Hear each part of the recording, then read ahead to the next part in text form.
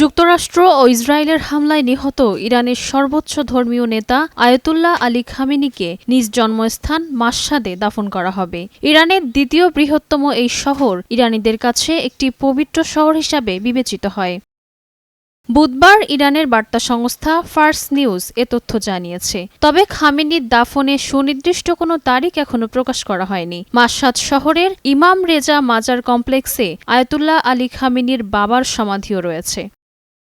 ৮৬ বছর বয়সী খামেনিকে লক্ষ্য করে গত শনিবার ২৮ ফেব্রুয়ারি সকালে হামলা চালানো হয়। মৃত্যুর আগে দীর্ঘ ৩৬ বছর তিনি দেশটির সর্বোচ্চ ধর্মীয় নেতা ছিলেন।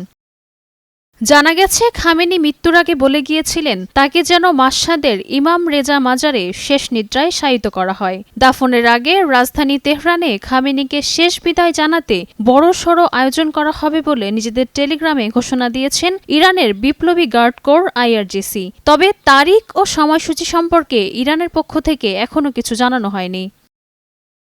রাজিয়া রাশা, নয়া দিগন্ত।